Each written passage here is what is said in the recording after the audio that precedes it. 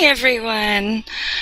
We're ready to start the panel about writing experimental games with Lana Polansky, Chris Priestman, AVB, and Zolani Stewart. Would you all like to introduce yourselves? I'm Chris Priestman. I have a website called Warped Door where I post experimental games. I used to be the editor-in-chief for IndiE3 and write for Killscreen and Pocket Gamer. I suppose I'll go next. Hi, I'm Lana Polansky. I am an independent critic and game designer and writer and zinester and malcontent and socialist. And I run an independent site called Sufficiently Human, which is Patreon funded. I tend to work with Twine and Constu, and I've also worked with GameMaker to make small, sort of independent little personal games. My focus is largely on cultural issues, but also narrative, literary, and aesthetic issues that inform the games we play. And I've been at this for quite a while. I started out freelance, and now I'm doing things on my own now.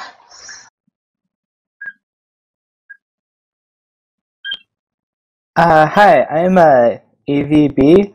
I have a Twitter account, and mostly I have a Patreon funded thing called Zeal, where I do writing about old and sort of underappreciated games without a whole lot of criticism, but a lot of cult following. And I also have people create lovely art and guest essays for it as well. And yeah, I write for Paste or something. I think we have all at various times written for Paste, because Paste is lovely. Paste is just very kind to us. We love you, Garrett. And Maddie. Oh, we definitely love Maddie. So this panel, which is currently incomplete, we're waiting on Zolani, is focusing largely on how to write experimental games. And the first question we have to ask, of course, is what do we mean when we say an experimental game? How do we define that, and what are some of the strategies we use to talk about those kinds of games and to play them and appreciate them? So anybody who wants to kick that off, go right ahead.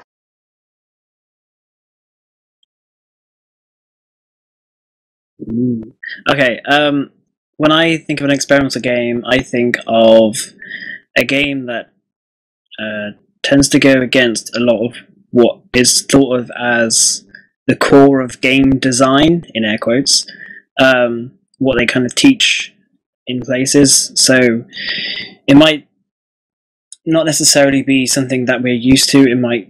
It's usually a game that will challenge our conceptions of what might be a game or what a game can do. And when you start playing it, it's usually a case of saying WTF a lot.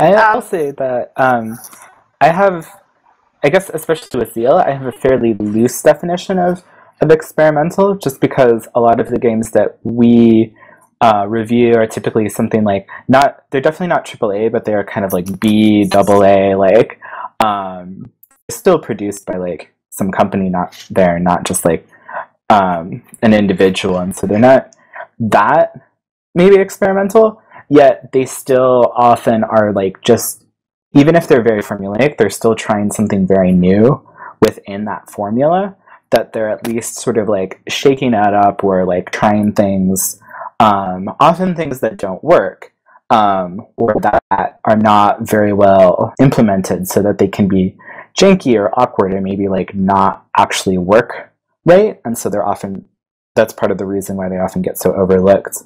Yet there's sometimes pushing forward the potential of the game in ways that are really, would seem like really advanced today, even if they're like a 10-year-old game. And I think that that's sort of like, for this particular sort of thing that I'm doing, I think that's I'm pretty generous with that idea of like what's experimental. I sort of appreciate that. because one of the more subversive ways I think we can appreciate games, especially older games, is to go back and find new meaning, or to look at like the sort of historical context of what those games were doing, and sort of reject the preoccupation with newness, that new is necessarily better. Because, I mean, there are lots of very interesting, mechanically, but also thematically kind of unusual, maybe subversive kind of avant-garde games from the past that tend to get overshadowed by new and shiny. Yeah. I think a lot of it is, I kind of see it as they're catering to a different kind of pleasure, I guess. Like, for example, I might like a game because it's really rugged and glitchy and confusing, and most people would think that's a terrible game, but there's something I might like about it, how it does it, or explores that kind of aesthetic or something. So I think a lot of, for me, I don't want to speak to everyone, but I think a lot of it for me is exploring different kinds of enjoyment that games can provide that other games most often don't. That's another important point too, because like when we say sort of experimental, we're not sort of pigeonholing games into a certain particular kind of aesthetic or sensibility or genre. That can run the gamut from, you know, a simple play to you know, some kind of hidden embedded message. It can run the gamut in terms of the scope or the size of the game, the polish of the game too. Personally, speaking 100% for myself, I tend to be more inclined towards games made by a single author, or a small, very focused group of authors, because I tend to find that games that have the most singular kind of vision tend to spend time trying to work out what one thing is about, whereas a lot of much larger in scope games tend to kind of be about so many, they're about nothing. In, you know, like GTA would be a really good example of, you know, trying to hit so many political kind of points that in the end it sort of undermines any sort of particular point it's trying to make. If that makes any sense at all. Yeah, totally. I think that often, you know, Matt Burns, who's right next to me, Hello. has been telling me about kind of like AAA development and how oftentimes what you might have is like people sort of pitch for a different feature and like kind of talk with other people to sort of like get support for X feature to be put in the game, and sometimes that ends up with like, it's not necessarily there because it makes sense, but because people want it to be there. And with such a big team, often you can get a lot of ideas that sort of like, even if they're individually interesting, they kind of get all washed out in the very end. And I think that maybe what's interesting for me about like the B genre games is that I feel like the ideas don't get washed out as much, like that they end up, because they're not getting polished to death, like you end up with some of the weird jankiness, like in the like Drakengard 3 was a game that I played recently that has just a lot of weirdness in it, a lot of stuff that doesn't work or shouldn't work, but and yet it's got enough individuality in those chunks that it feels more like it has a personality, sort of like those single person games, even if it's in a way that's kind of like a little disjointed because it is a big team effort. Right. I think it's also important to note with where you can appreciate the faults that just because they imply kind of a human hand. And one of the tricks, I think, one of the really important skills for being able to discern experimental kind of projects or elements in games that are kind of unusual or unusual attempts at something is to be able to figure out like what is deliberate and what was unintended, and what is pastiche or what was thrown in and what was there deliberately to elicit something. And that can be one of the very, very tricky interpretive aspects of writing about these kinds of games, because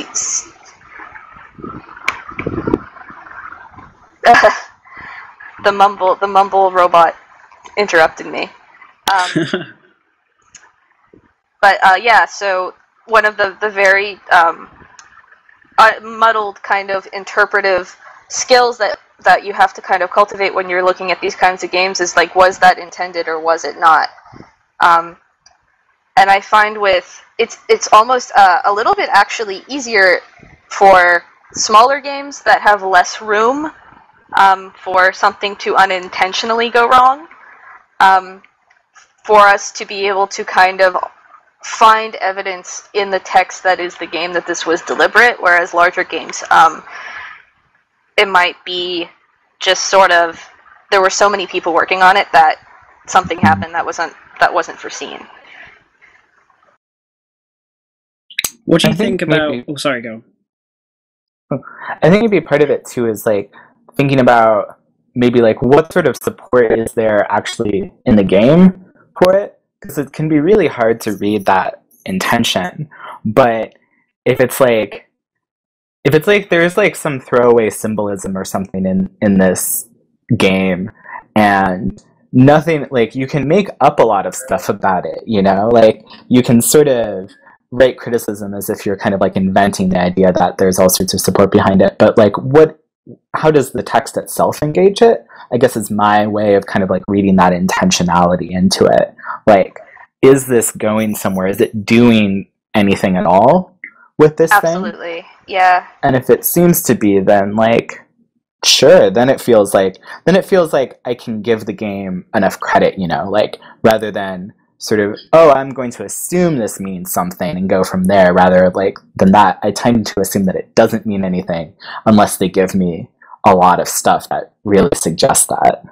Right, that's actually a really good point. And it's one thing to, like, it's definitely when you especially when you want to sort of point about context or subtext in a work, that's something that you really have to look for, because making sort of blanket generalizations about what experience was about can be sort of imposing an interpretation on the work, so you really want to be careful to find the evidence and cite the examples in order for that argument to have some kind of substantive weight. But one of the things that I think I want to get at is when it comes to games that are a little bit more difficult to digest, and we're talking about a very specific kind of game difficulty. So how do you observe those things, and what are some of the things that you do when you're trying to describe what experiences were? What's some of the language you use, or what are some of the what's some of the theoretical framework that you use for talking about those things?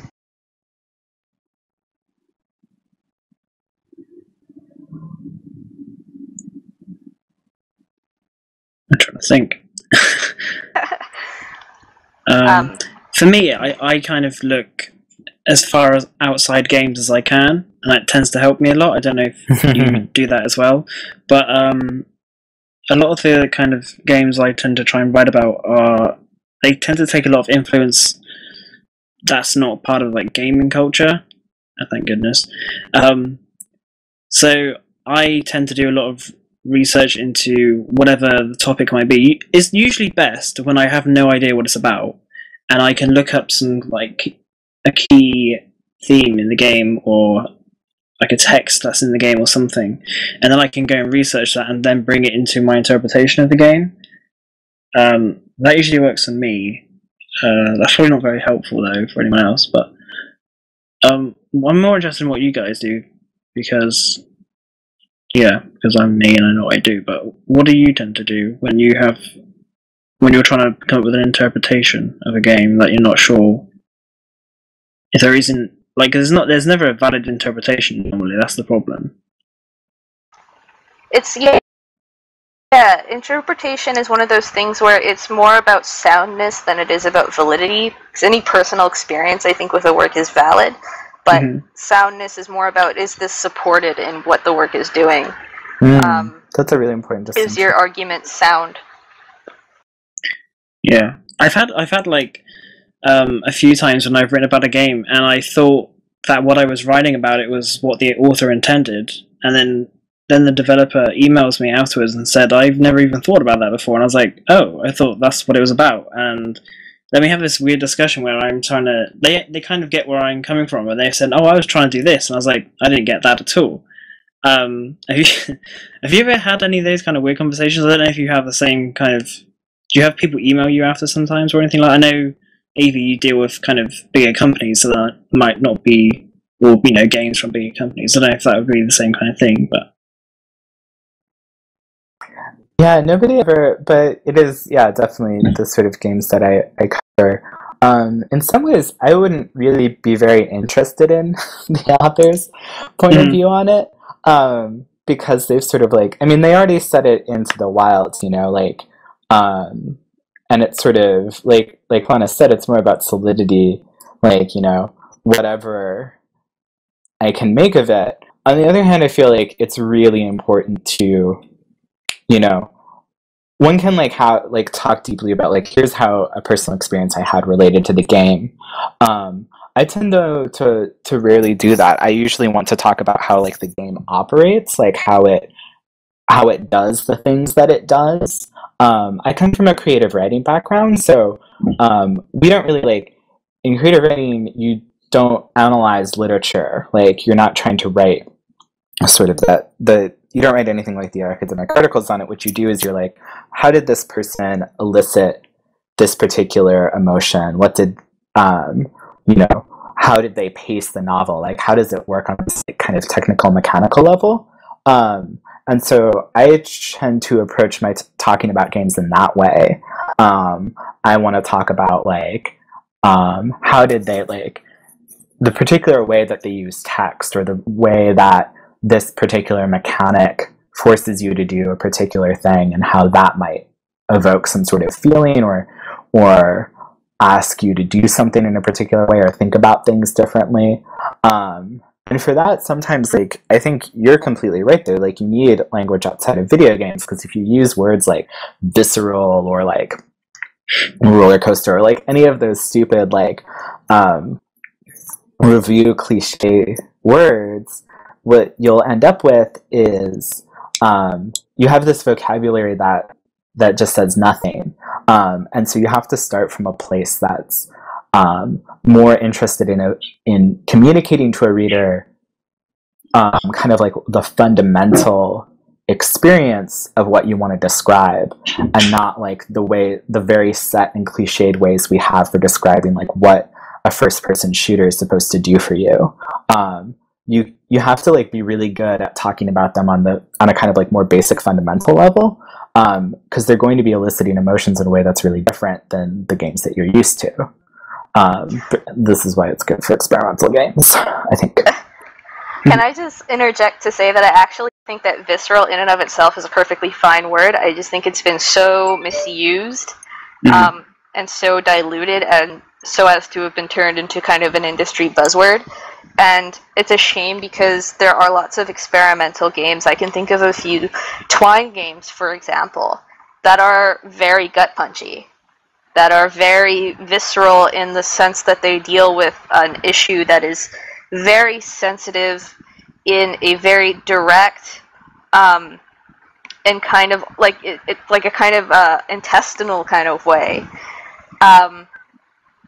That visceral is actually a good way to describe what it's doing. That it's manifesting these issues or its themes in a way that as a very physical kind of response, or elicits a very physical kind of response, or uses language that is very physical to describe what the game is supposed to be about.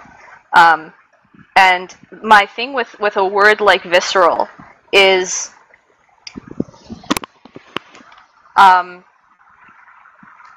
People can still hear me, right? Yeah. Okay, cool. My thing with the word visceral, or any kind of word that, especially a word that's been overused, is define your terms, which is sort of essay writing 101. Like, just don't rely on preconceived language, jargon, or conceptions when you're going into these games, because a lot of them aren't relying on those things either. One of the things that I had this podcast with Zolani that was actually all about avant-garde games, and one of the things that came up was this idea that, like, a lot of games aren't really trying to be avant-garde in being avant-garde, because they're not really concerned with what the industry wants. Like, these are artists who are doing their own thing. They're not really positioning themselves deliberately as opposed to the industry. They're just sort of subverting the industry by just not caring. And so a lot of the same constraints that we would use or come preloaded with for industry condoned kind of works wouldn't really apply the same way to these games that are made outside as much as possible from those systematic demands. Those terms don't work the same way, and we have to be very clear in defining what we mean when we say them. Yeah. I think a thing I used to do myself a few years ago, and I notice a lot of people who don't usually write about experimental games, and when they come to write about, like, maybe one or two, they kind of tend to frame them as something that's going to blow your mind or rack your brains, or, you know, it's always something kind of overstated and generalized, and it doesn't really tell you anything. I think a lot of the words don't really tell you anything about the game. And I think just what I've learned personally over the last couple of years while writing about experimental games is just to try and drill into try and find that one thing that the game does that other things or other games specifically don't do, and try and really bring that across in your writing, and that helps you kind of understand at least that one function of the game, what it can do, what it is doing, in a way, and in that makes every time you write about an experimental game unique. You're not just saying, "Oh, it's mind blowing." Oh, and guess what? This one's mind blowing too. And that's kind of what I see quite a lot of the time. So yeah, it's kind of the same thing. I'm basically reiterating the same thing. Just saying, you know, you just got to find the right words. And I think the important thing is trying to find, or for me anyway, is finding that one theme. Or I think Avi, you said it as well when you were saying you try to find how it does something in a certain way, and you try and bring that across, make people understand it when you write about it. I think that's pretty much what I tried to do as well. I think that helps a lot. Yeah, and I think that, like, if I were to say, like, some of the problems that we're talking about with writing about experimental games are problems that are with writing any game. This will come off as slightly harsh, but I feel like there's, like, a very little respect for words in a lot of games press. Like, when you read a review, oftentimes people would just be kind of, like, rotely describing what, like, is happening in the game, and that's just really not useful. Like, especially in, like, 90% of games, you're shooting at somebody, but, like, shooting somebody in one game feels very, very different. It's created in a completely different way than shooting person in another game, and they may all be about shooting, and that's, like, its own, like, really obnoxious problem. But you can't even read, like, two different reviews to tell the difference between, like, shooting in one game and shooting in another game. And at the end of them, I feel like, because the people are, like, not really thinking about, like, what words could I use to describe what makes this particular approach from this particular designer different, they're just sort of like, oh, here's the way that I talk about how this game shoots, and then it's, like, fun, or it's not fun. And that's so useless to me on so many levels, that it's really difficult to kind of, like, find writers who talk about this in ways that are useful. I think that like some of Tim Rogers' like most interesting work is when he's just talking about like how does a game feel, and he's really precise sometimes in his language. Like he'll use some sort of like physical word like rubbery or ropey to describe how like the physics work in a game, but it's a much clearer picture than a lot of other writing on the subject. And he's not really talking about experimental games so much, but I think that that's exactly the language that you need to talk about anything with precision, whether it's like big AAA shootmans or like little like avant-garde thing by one person. Yeah, I think this is one of those times, like, I kind of wish Zolani was here already, because I don't want to speak for him, but he's talked a lot about, like, checkbox writing in games. That this idea that certain concepts or terms are just sort of like a checklist that you go into whenever you experience a game and then write about it. And then the process of criticism for a lot of those that style of writing becomes like a consumer report where you're checking the game against those that list of things that you're expecting the game to have. And that limits the scope not only of your language, but of the conceptual framework that you use when, like, what if the game does something that isn't on the checklist? Let's describe it. And that's true of any kind of game of any scope. And so, yeah, I mean, like, when it comes to style of writing, I'm not Tim Rogers' biggest fan, but what I do appreciate about writing is, you're right, he is extremely granular and precise in a way that most people aren't. So, yeah, like, that's one of the things that I find extremely important, is finding alternative terms that are closer to kind of evoking the sensation of what it is you're experiencing. And Chris brought up something before that was important, that looking outside of games, too, putting things in sort of an artistic context, finding other terms that might be useful from other media or forms, and using that to inform or describe some of the stuff that it might be going on in a specific piece. So yeah, like that for me, like literary theory has been extremely helpful, as has like art criticism of visual art, for instance. And like AV, you mentioned like creative writing. So, like when you play a game, of any particular scope, do you look for some of those things among other frameworks besides just game checklists? Yeah, totally. I mean, you need that sort of preconceived vocabulary, I think, to talk about them in the first place.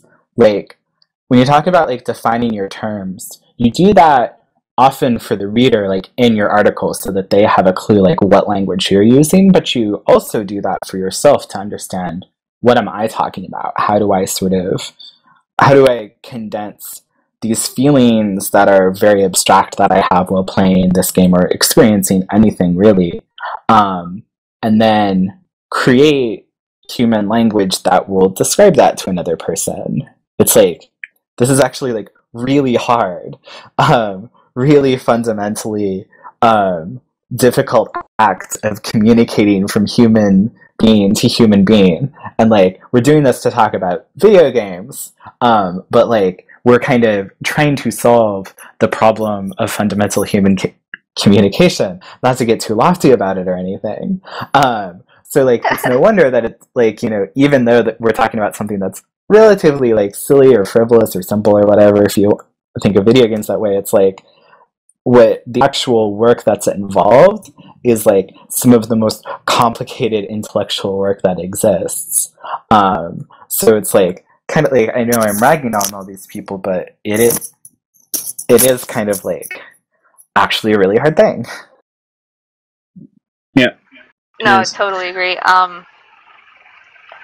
It's one of those things too where you're trying to translate from form to form, like human communication from a medium which is rooted a lot in dynamic relationships and evoking sensibilities through like visual symbols mostly, or sensibilities through spatial exploration, things like that, which are very kind of abstract, almost kind of musical sensations that are very difficult to describe in plain language, and then trying to find the words in plain language that will actually like accurately represent them. And the more abstract a game becomes, or the less reliant on certain recognizable tropes a game becomes, the harder that can sometimes get. And I'm wondering if there was ever a game that you played where you're just like, I don't even know how to describe what I'm seeing or playing. I've actually had, I think one of the toughest games I had to write about was a game that, okay, I can't think what the game's called. It was a Chinese game. And the idea of the game was you saw an animated wallpaper, basically. That's pretty much what it was. And the idea was, well, I think it was a bunch of flowers falling down the screen. And the game was, you had to make up the game. So you had to, maybe the game was, you make up your own game with this moving flowers. So I had to try and communicate that. It wasn't so hard because it wasn't so like I had to try and communicate the emotions I was feeling, but I had to try and make people understand like this is what the game was. It's not just an animated wallpaper, and that's what people were like saying in the comments. Like, this is just an animated wallpaper.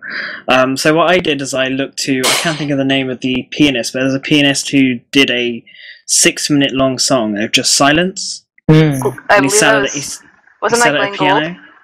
Sorry? Wasn't that Glenn Gould? I can't John remember the name. Cage? It was some. Oh, John maybe, Cage. It was yeah, John maybe. Cage.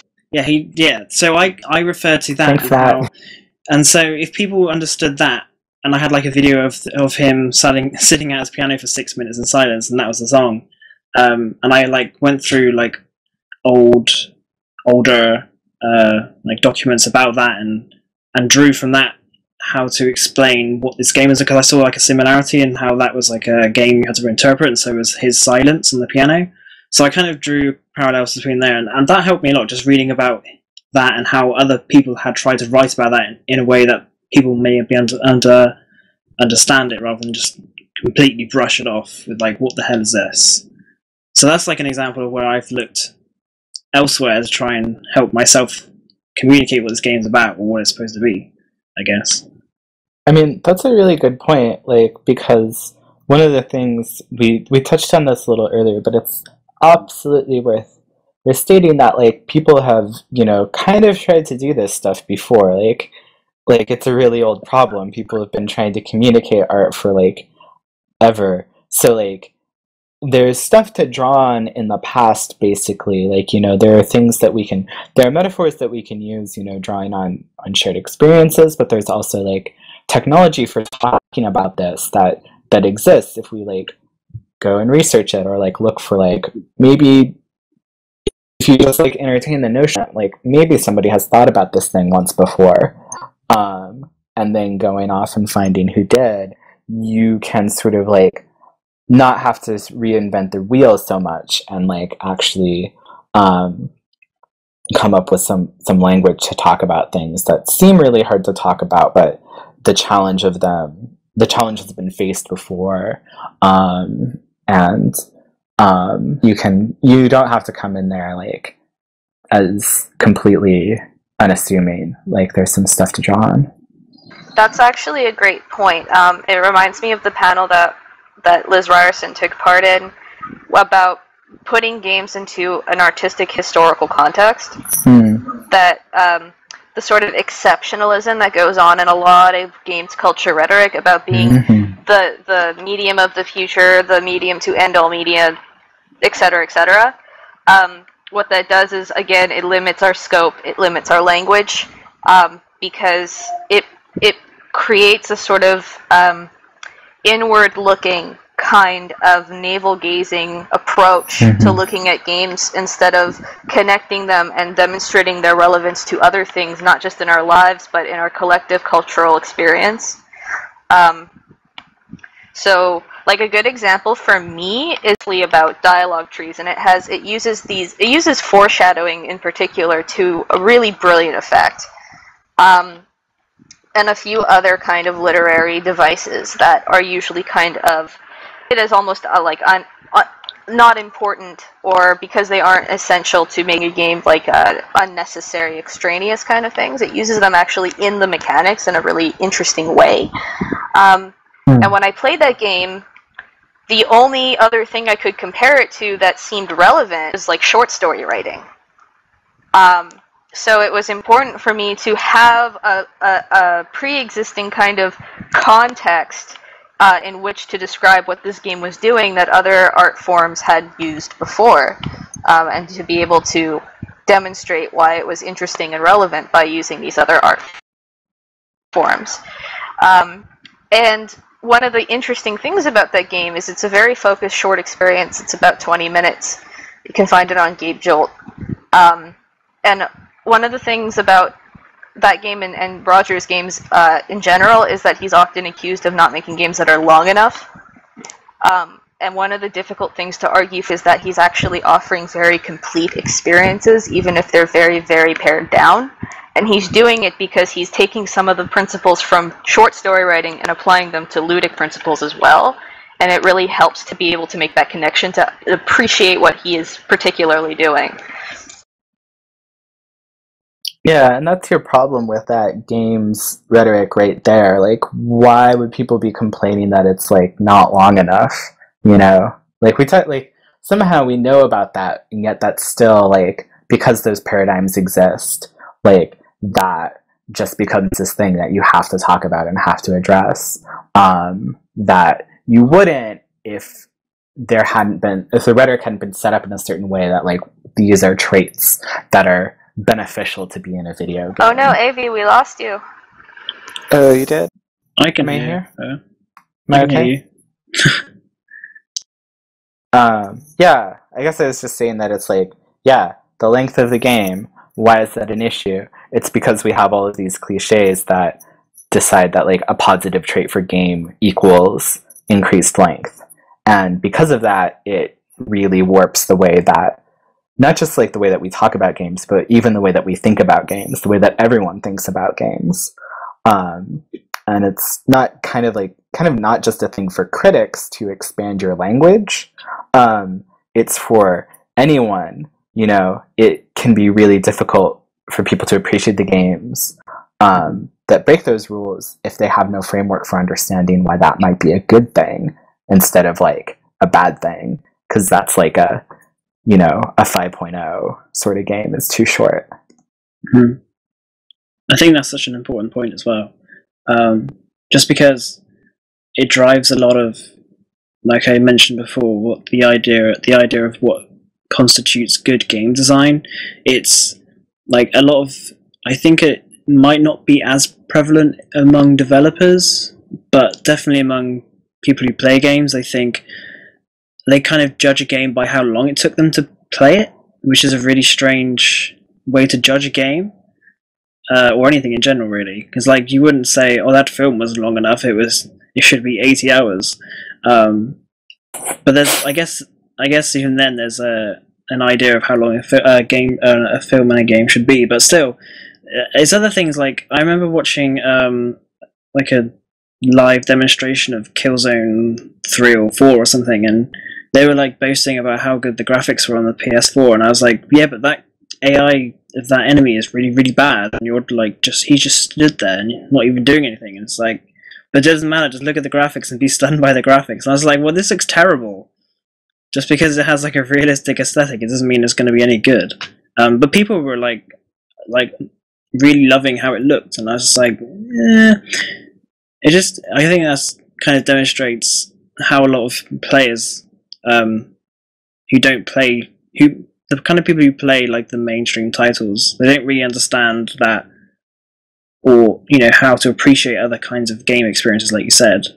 I don't know if I doubt we're ever going to kind of win that war, if you know what I mean, but I guess if we can find a way to keep interpreting games and experimental games or whatever in a way that kind of like I said earlier, like finding the alternative pleasure in them, then maybe we can help other people understand and appreciate those games, and maybe we'll see more of those kind of games coming out rather than just being, oh, look at the shiny graphics.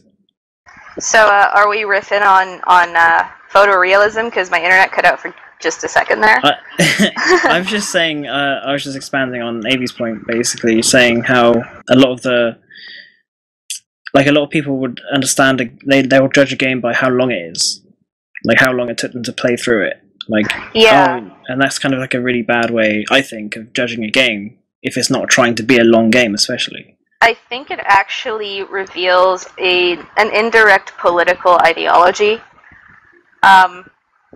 So I think when people say that a game needs to be long in order to also make deep use of its content, or it needs to be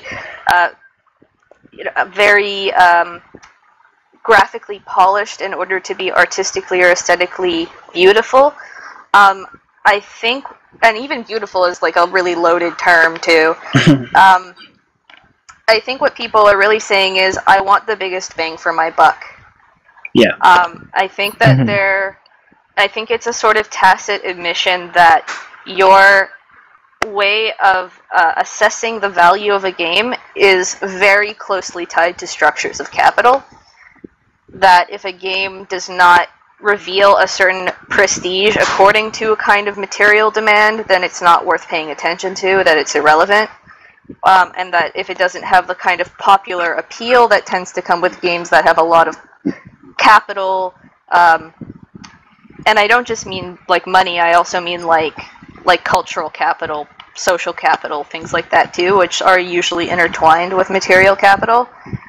If a game doesn't have a lot of those things going for it, then it's simply not worth the time to really engage with, which I think is a very unfortunate position to be on, but I think that informs a lot of the industry. And that's like reinforced though by marketing as well, you know, like that value system gets reiterated every E3, for example, and every person who's covering those games in those terms. So it becomes this kind of like self-reinforcing thing where we can only, since the only language that we have to talk about their value is in terms of like capital, then that's forever going to be the criteria in which they're judged. Right.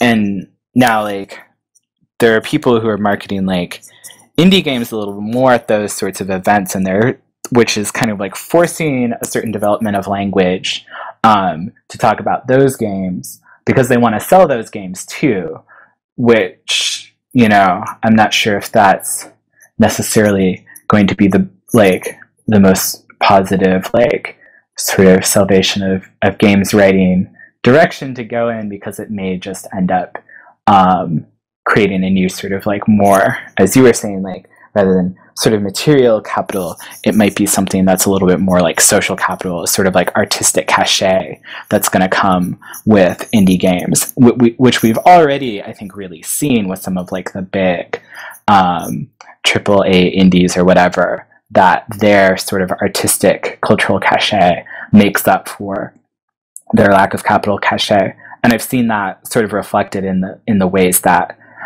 fans defend or talk about those experiences. Yeah, I mean, my controversial position is that there is a certain contingent of indie which acts as a kind of industry arm. And I think it's because there is a certain patina attached to the indie label that people who have a certain self-interest in maintaining the way things are have sort of taken note of that and have sort of ridden that all the way to the bank.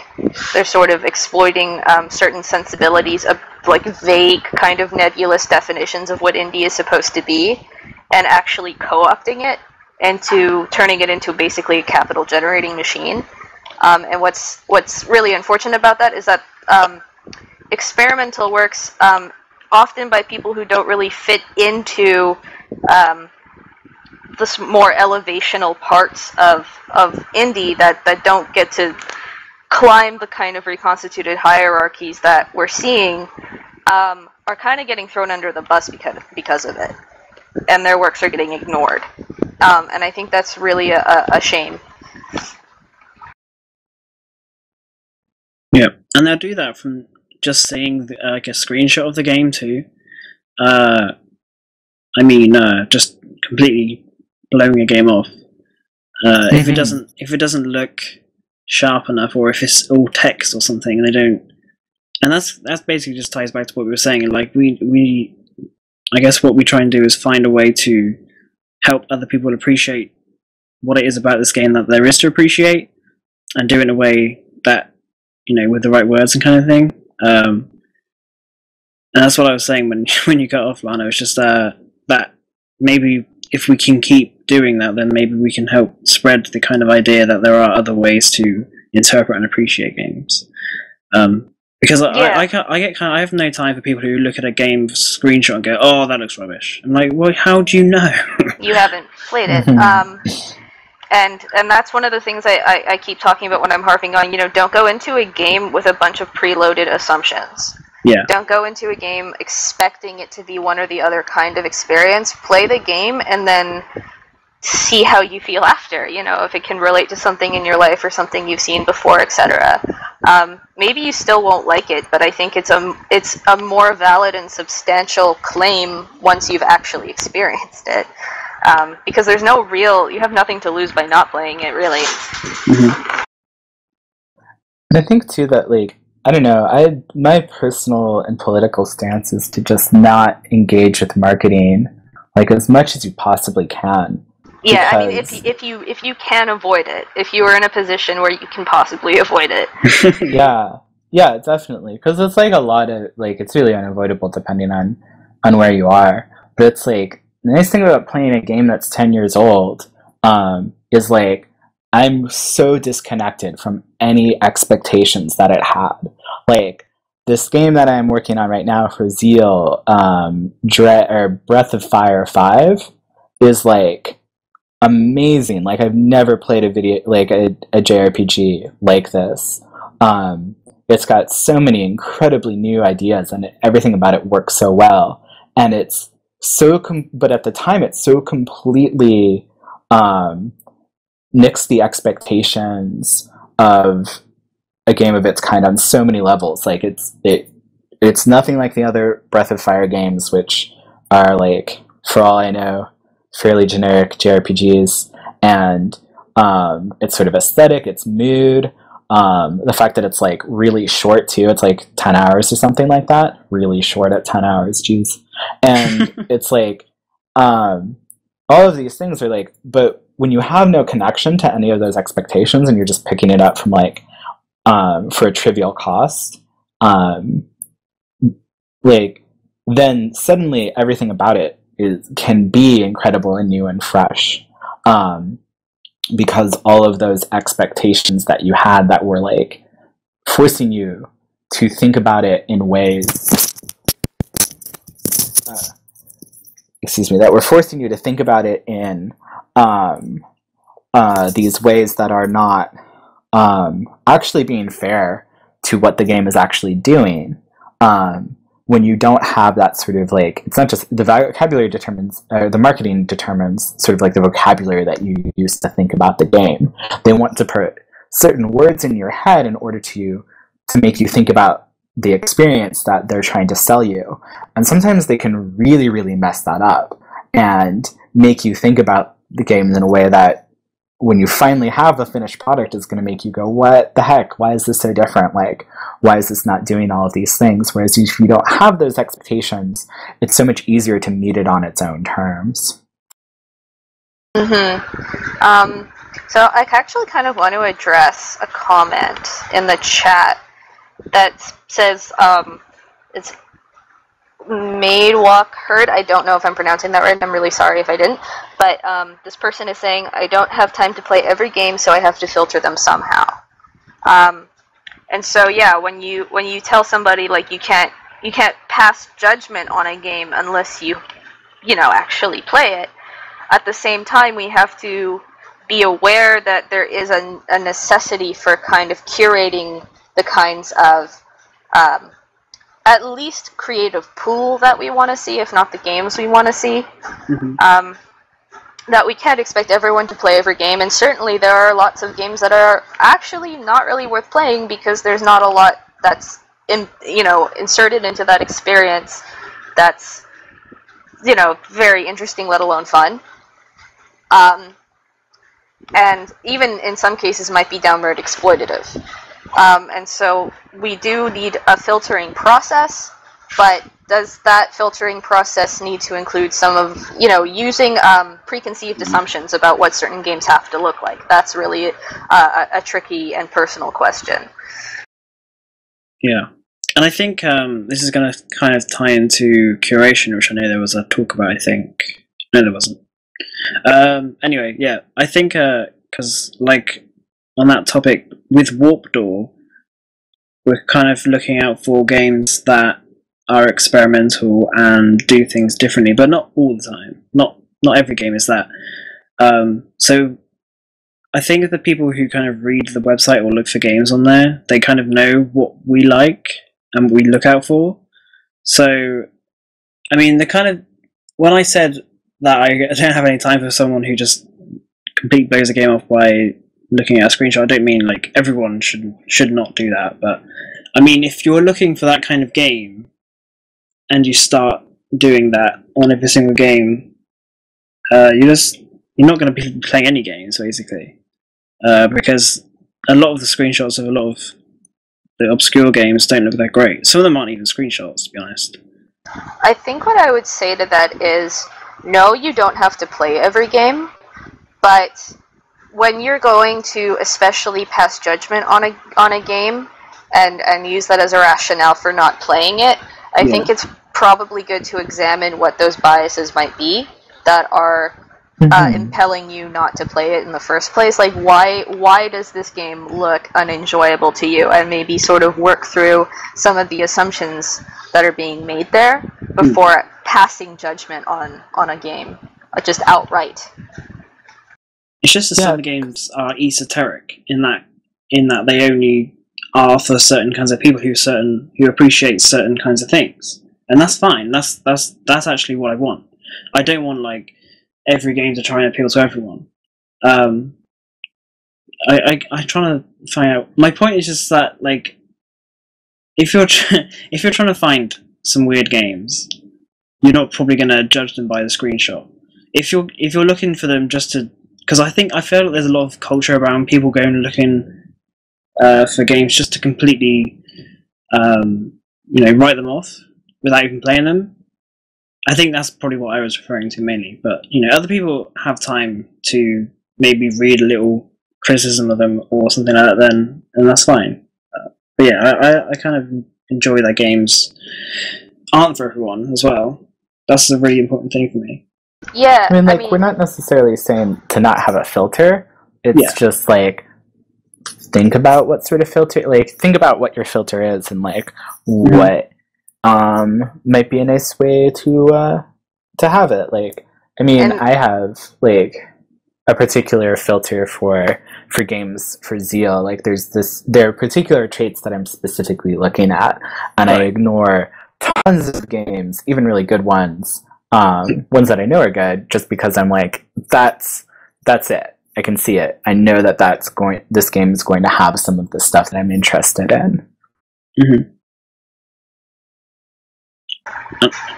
I think it's important, well, not necessarily important, but I think it's just handy that these days that, things like social media, you're able to follow some people who might be talking about these kind of games, and so if you find that you play some of the games that they recommend and you like them, then you can just kind of stick to what they recommend.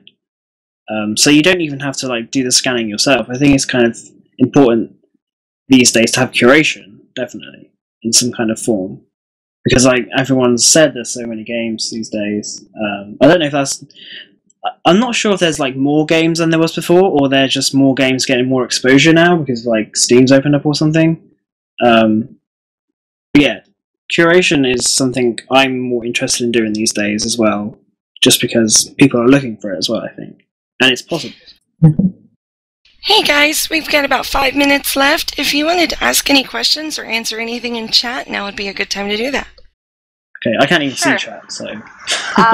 Well, Rupa Zero, who is Zoya, hi Zoya. Zoya Street is asking, you can care about the impact that something has on your culture without playing it right. Yeah, I think you probably can. Like, I've never actually played, like, Shenmue, and I don't plan on playing Shenmue, but that doesn't mean that I'm not interested in some of the things that other critics who were more current to the particular context that surrounded Shenmue have to say about it. Like, I am interested in the sort of historical context of that. That doesn't mean that because there are so many games for me to play and to get through, and because I have my particular tastes and focuses, that doesn't mean that I necessarily have to play it. But it does mean that I think that to have a holistic kind of appreciation of the spectrum of games, it's necessary for me to elevate and at times also consume writing about or thinking about games that I might not necessarily want to play, just to be current and to know what is going on around me. So yeah, I think it's possible, and even if you're going to engage in criticism, probably pretty necessary to do at least some of that, to have some kind of sense of a context. I mean, like, one thing that I often want to do is, if I'm, like, because I just, like, review games for paste without any, like, really highfalutin or, like, really deep thoughts behind it. But what I try and do is, like, I want to, like, look for at least the context that this game is coming out in. Like, what's it based on, what genre it's in, like, what's a brief history of its genre, or, like, whatever prequels are in its series, like, because I want to understand, like, maybe where it's coming from, and I feel like I can't quite talk about it maybe, like, in the fullest way if I'm not understanding, at least on some sort of level. Which means, though, like, I look up for a lot of games that I've never played before. I am familiar enough with them and what they're doing and what they're known for, that I can sort of use them as talking points. And like as the person in the chat suggested, like, you know, you don't have time to necessarily play all of them, but there's a certain understanding that you might need of all these games in order to talk about them, right? To talk about other games, that is. And I think I think that extends to our broader argument that if you want to be able to engage with games, especially games that are doing unusual things, you're going to have some kind of outside context. Even if to a game not knowing what it is, you can at least maybe do a little bit of research, and then when you are trying to interpret and also just like observe and describe, which I think is just a really simple, important part of any kind of criticism, to communicate what a game is doing, it might be just really helpful to try to put it in a kind of context, to understand the kind of artistic legacy and other potential kinds of legacies that the game exists in, to understand where it's coming from. I think that might be extremely helpful. Absolutely. Well, more questions? I can't see, so. Erotic Fishcake has commented that this is perhaps why Metacritic is so popular, that people need a quick, concise way to filter their games, and Metacritic just gives them the simplest possible way they can do that. I would say that that's a good point, and that more than that, it's not just that it's concise, it's that it relies on a whole bunch of cultural defaults, that many of which, including the language we use to describe a lot of games, are already predefined by marketing. So it's like a really quick pipeline from advertisement to assessment to playing it to personal opinion, with very little kind of broader critique or broader explanation in the middle of that, because that actually takes a lot of time to digest. And that's one of the things I want to get to with a lot of these more experimental games, is that a lot of them might be smaller in scope, but they often will offer something that you can't really sum up very easily with a rating or a score, or a checkbox rating, that they require something a little bit more involved and that might be why they tend to be more alienating to people. Also, numbers. Yeah. I can't deal with numbers most of the time. I can't understand a game with a number. This is a secret, and nobody should know it. I tend to give games almost the exact same rating. Like, when they ask me what the number is. Just because it's like, I don't know, it doesn't... I mean, I think a lot of people don't actually... Like, a lot of people use Metacritic sincerely, but I think a lot of people also just will, they'll follow a particular company or a particular, Twitter account's recommendations or a particular site or something, which I actually think is, the kind of the way to do it. Find somebody who's really good at curating your interest. Sometimes it's a website that's paid to do it, or somebody who just, spends a lot of free time on it. Sometimes that's, the best thing to get. And without some sort of system, it's kind of impossible for one person to do it. But, that's kind of okay. Yeah.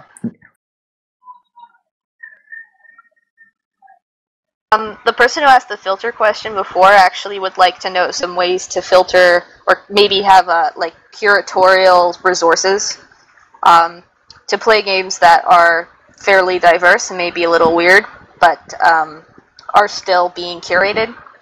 So for me, my tendency is I go to resources like Forest Ambassador. I used to go to Free Indie Games before they stopped updating, obviously. I go to Game Jolt every so often, and I see things that, I look at the descriptions and I see if it might entice me. Word of mouth is important, like Chris, you have shown me through your tweets and your curation a lot of stuff that I wouldn't have played otherwise. IndiE3 in and of itself has been a really good resource for just shedding visibility on games that usually don't get that much attention. So finding sort of curatorial spaces like that that are willing to entertain a wide variety of games is a pretty reliable way of going about it. Yeah, I'd agree. I mean, I saw someone put a Twitter list together the other day, and it had Warped Door, had One Game a Day, which is Mike Rose's new old thing, and a couple of other people who are there. They know that finds games and tweets about them. So you can kind of set things up and get yourself into a routine of checking. Like Lana said, that you can go to Game Jolt. That's always a good place to go. There's Itch.io. There's certain Itch is stores. really good. Yeah, there's certain. I wouldn't say the stores necessarily, but just places where people upload their games, and obviously just finding people who go through these things and put them all in together somehow, so you can check them in an easy way. Is probably the best way. There's no kind of quick way of doing it, I guess. Apart from that, I find a lot of games that I talk about at Zeal on actionbutton.net, because just the reviewers there that was the particular type of game that they would talk about a lot. And the other, that's maybe 25% of them, and the rest come from people who I follow on Twitter. Really just word of mouth is usually my primary thing on this one, because I have a lot of friends with really good taste. Yeah. And that's a really what good gets way. me. Yeah, self-selection is of who you choose to hang out with is a really good way of filtering for yourself. Yeah, I mean, there's no real one way of doing it, but any way that isn't 100% reliant on sort of the way that the industry tends to steer the discussion or steer visibility is usually a more helpful way to keeping an open mind for what's out there. Just because you're just going to get a much wider swathe of possibilities with the games that you get to look at. And writing about them too, because we live in a very accelerated culture, and we're just constantly being dumped with information and new content all the time. And so one of the ways that I've really managed to pace things out for myself in a way that I find comfortable and preserves my sanity is I slow it down an awful lot. I don't try to write on every new thing, everything, every topical thing. I just try to find an area of focus, really hash it out until I'm satisfied. And I will deliberately write things that take a while to read and digest, because it's, first of all, there's a selfish part of that it's helping me to work out ideas of things that I like to see or find interesting in games.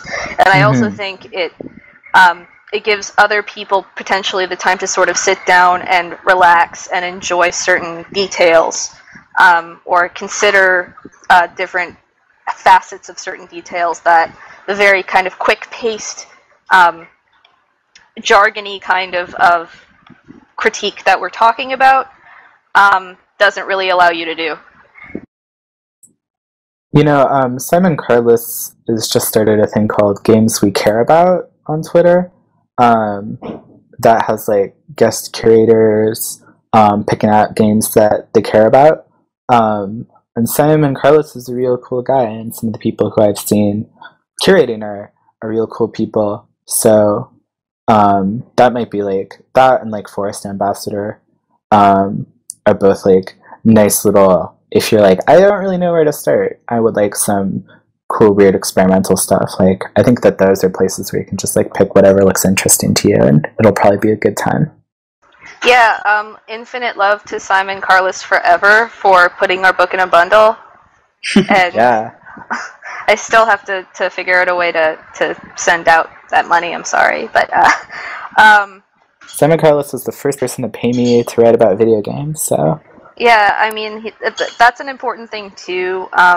One of the strategies to trying to appreciate unusual games is not to look to what's directly in front of you or ahead of you, to try to look around to see what else is out there, and to possibly, if you have a platform, to use it to reconsider or just plain consider things that you wouldn't normally.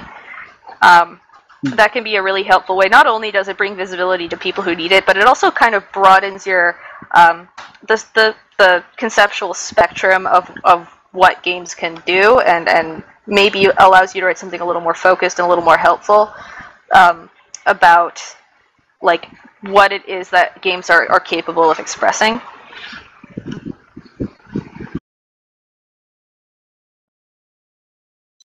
Have we run out of time, or?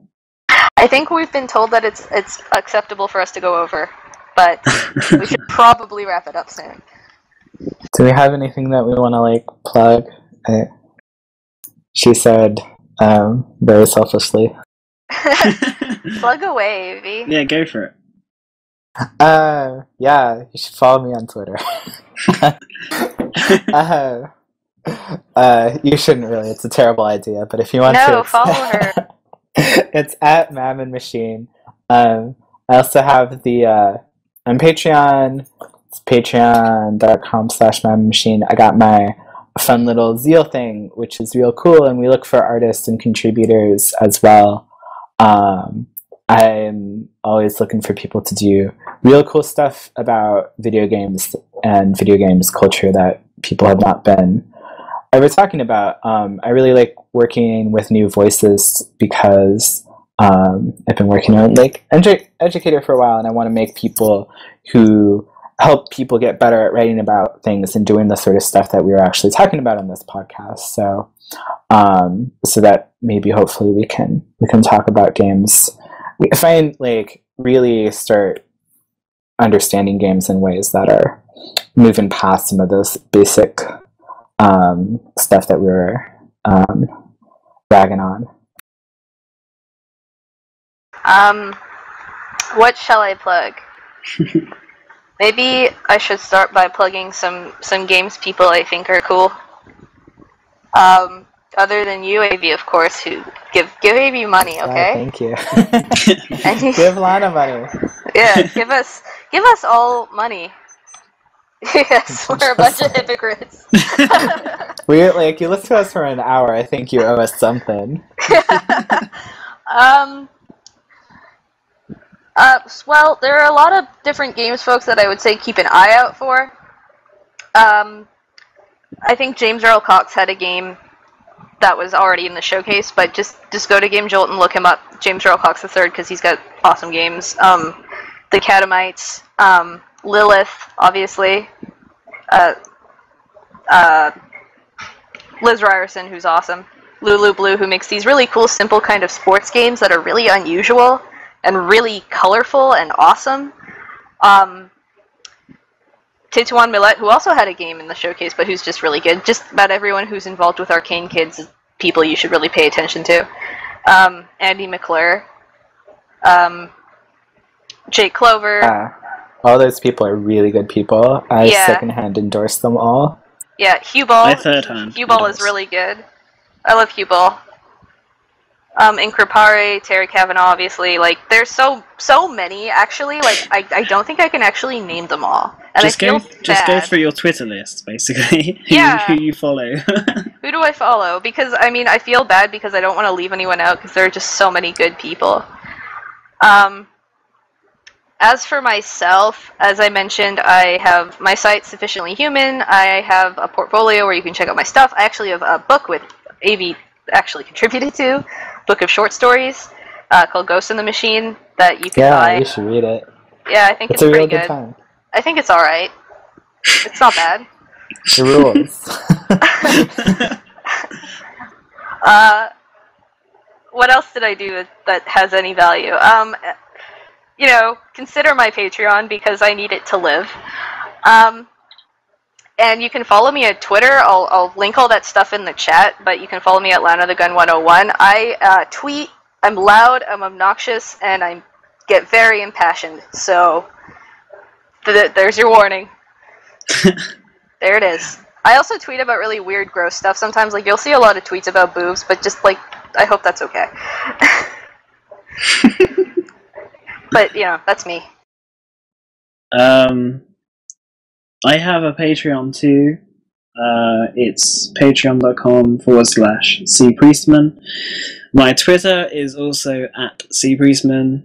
And mostly I write for websites that pay me. So Killscreen, Pocket Gamer, and Patreon is for Warp Door, which is my little baby that I started with Tim W, who kind of is the guy who got me into indie games.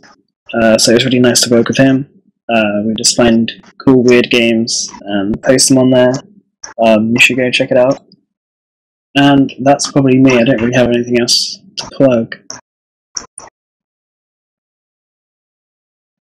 Alright, well, excellent.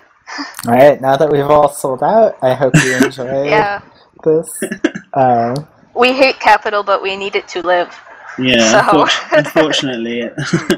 It's very unfortunate, but if you guys, any of you guys can destroy capitalism, then you know you can solve a lot of our problems. You don't even have to donate if you do that. Any intrepid chat room member who has got or listener who has the tools to destroy capitalism, hit me up. Yeah, just get on that. Alright, well, this has been a lot of fun. Thanks for having us at IndiE3. You guys have been great. Hey. And I hope people got something out of this. Yeah, hopefully. Well, there sure were a lot of great questions in chat, so definitely I think they did. Awesome. If you don't mind, I guess I can stick around for a bit in the chat and answer any lingering questions if there are, and I see a couple that we didn't get to, so I don't mind sticking around. That would be great, Lana. Thank you. No problem. Alright, thanks everyone. And thank you everyone in chat for the great questions. Thank you for listening.